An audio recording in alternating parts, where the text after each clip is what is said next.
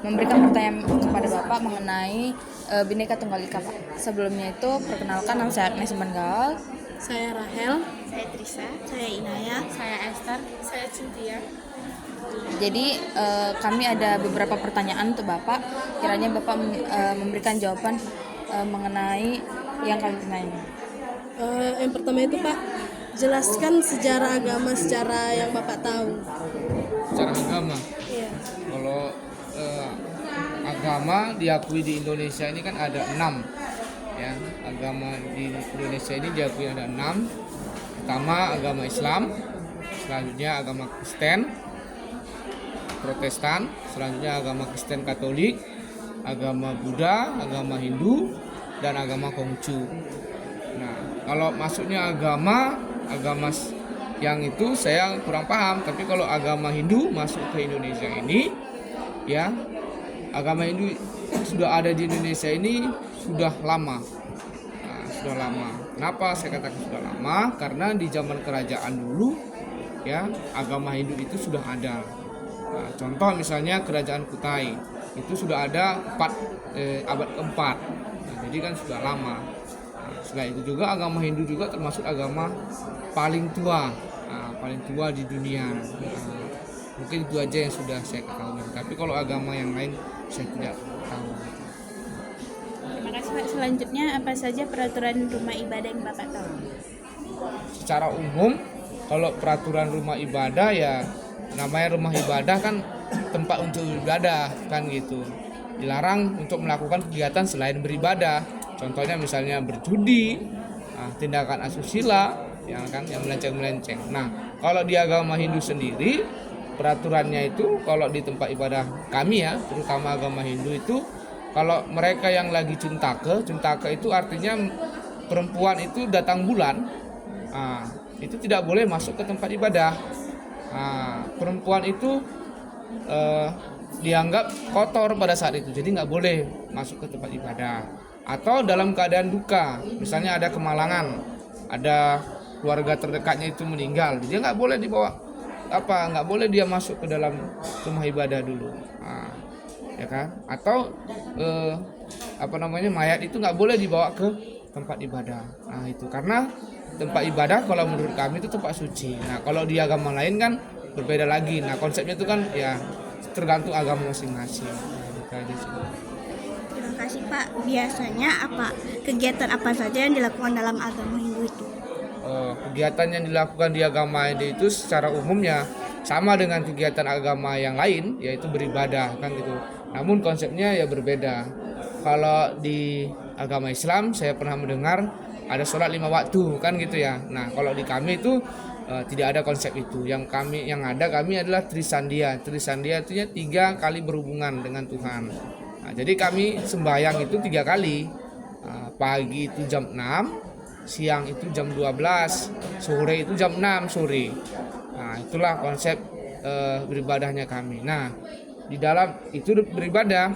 Nah kalau di beribadah itu konsepnya itu di filsafatnya, kalau kami keyakinan kan gitu. Nah selanjutnya konsep sosialnya itu adalah berhubungan dengan masyarakat, tata susila. Nah konsep tata susila di dalam agama Hindu itu diajarkan namanya Trihita Karana, 3 hubungan. Nah, 3 hubungan yang baik. Pertama berhubungan dengan Tuhan. Bagaimana manusia berhubungan dengan Tuhan ya? Konsep di Hindu yaitu sembahyang. Terus berhubungan dengan sesama manusia. Konsepnya bagaimana ya? Saling menerapkan ajaran Tatwamasi namanya. Tatwamasi itu adalah ajaran yang menerapkan kamu adalah aku adalah kamu. Jadi bagaimana saya menyayangi kamu, begitulah saya menyayangi diri saya. Nah, itulah dia. Selanjutnya adalah konsep hubungan dengan alam. Nah, konsep hubungan dengan alam itu artinya apa? Umat Hindu itu sangat menjaga keharmonisannya dengan alam. Makanya tidak jarang dijumpain persembahan kepada alam. Itu artinya untuk memupuk kepada alam. Itu aja sih. Baik, selanjutnya bagaimanakah cara menjaga hubungan toleransi antar umat beragama?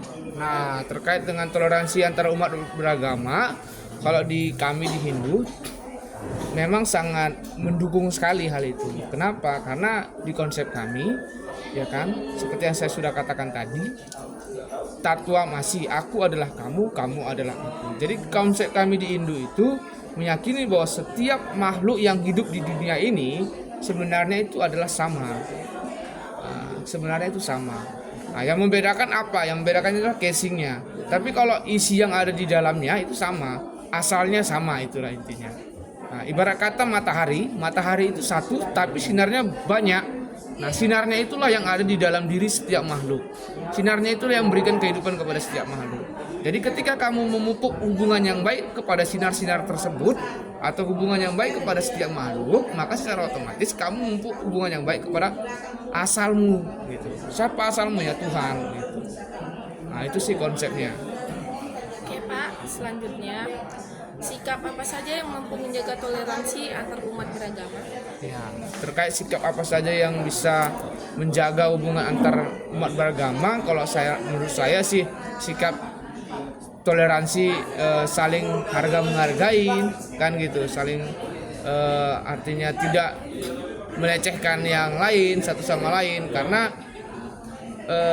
perbedaan itu memang pasti ada, perbedaan itu pasti ada. Namanya juga lain kepala kan lain pemikiran, begitu juga lain isi hati kan lain isi hati orang lain kan gitu. Sekarang ya bagaimana kita menjaga bahwasanya agamaku ya agamaku, agamanya ya agamanya. Artinya agamaku menurutku baik, agamanya menurutnya baik. Jadi jangan kita samakan agamaku dengan agamanya harus sama gitu, nggak boleh, karena memang kita diciptakan di dunia ini berbeda gitu. Nah, tapi sebenarnya secara umum kita berbeda, tapi dalam satu konsep yang sama. Kalau menurut kami ya, satu konsep yang sama, kita ini asalnya sama gitu, berasal dari Tuhan. Nah, kan nggak ada Tuhan itu dua. Nah, Tuhan itu kan satu, tunggal. Namun penyebutannya itu yang berbeda-beda sesuai dengan ajaran agamanya masing-masing. Ya, itu aja. Jadi saling menghargai aja sih. Baik Pak, selanjutnya menurut Bapak adakah masalah yang timbul dalam pelaksanaan toleransi tersebut? Di mana ini? Yang dalam pelaksanaan toleransi yang kita lakukan itu menurut Bapak ada nggak timbul Ya, masalah? maksudnya timbul masalahnya ini di mana? Di sekolahkah atau di masyarakatKah atau di mana kan gitu kan? Ada apanya? Di mana? Yang pernah Bapak temui baik di sekolah maupun di masyarakat? Kalau di sekolah sejauh ini kalau kita di SMA Negeri 1 Pakam ini kalau menurut saya sangat baik. Ya, kenapa saya kategorikan sangat baik? Karena kita bisa dikategorikan sudah 90% agama yang ada di Indonesia ini ada di sini gitu. Ada agama Kristen Katolik, ada Kristen Protestan, ada agama Hindu, ada agama Islam. Buddha kemarin sempat ada tapi muridnya nggak ada.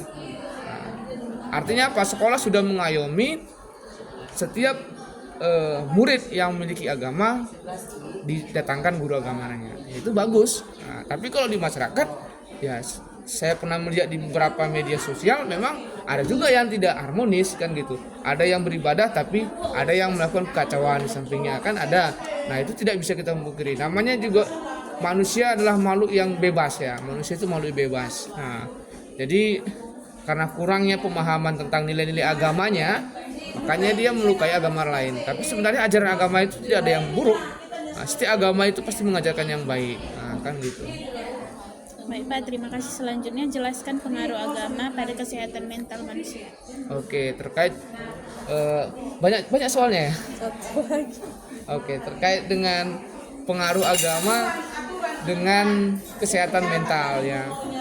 Kalau konsep agama secara umum itu kan adalah mencerahkan batin ya.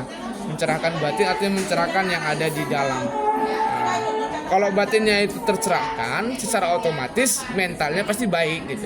Tapi kalau batinnya itu tidak tercerahkan, maka mentalnya akan rusak. Makanya ketika kalian sering beribadah, itu kan secara umum kalian itu kan sering merasa ketika kamu beribadah, itulah konsep di mana kamu merasa bersalah. Artinya bersalah di sini kamu minta ampun kepada Yang Maha Kuasa atas kehilapan yang sudah kamu lakukan, baik itu sengaja maupun tidak sengaja. Di situ kamu mulai sadar, menurunkan egomu. Nah, ketika kamu bisa menurunkan egomu atau meredam egomu, maka secara otomatis mentalmu itu kamu sudah merasa sebenarnya saya ini bukan apa-apa dibandingkan seisi alam dunia ini gitu. Banyak yang lebih besar dari saya.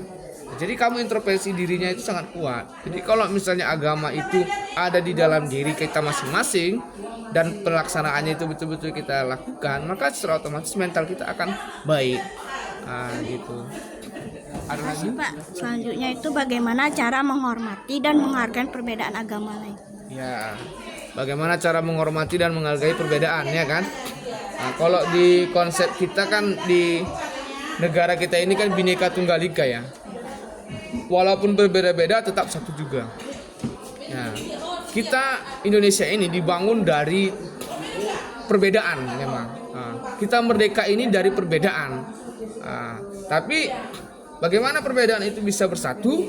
Nah, kalau kita bicara sejarah, dulu seluruh pemuda baik itu dari Sumatera, Jawa, Kalimantan, bahkan sampai Papua itu sudah mensatukan tekad di dalam Sumpah Pemuda itu. Jadi ya memang bagaimana terkait dengan pertanyaan kamu tadi, ya marilah kita saling-saling memahami bahwa kita ini sebenarnya satu kesatuan gitu loh, satu kesatuan yang utuh. Jadi jangan artinya kita terpecah. Kita memang dimulai dari perbedaan. Nah, perbedaan itu jangan menjadi permasalahan. Bahkan kita jadikan perbedaan itu menjadi sebuah kekuatan. Karena tidak semua negara yang multi kayak kita ini, baik itu multi agama, multi etnis, multi suku, ya kan, multi adat, multi budaya. Kita ini beragam loh banyak.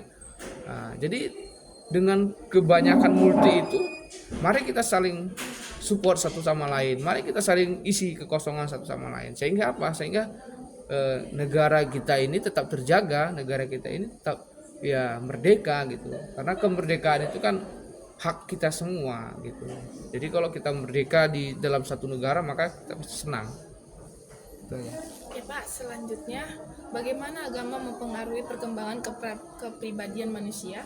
Ya, terkait dengan agama mempengaruhi kepribadian manusia, secara umumnya kalau nilai-nilai agama yang ada di dalam dirinya itu bagus, pasti kepribadiannya baik.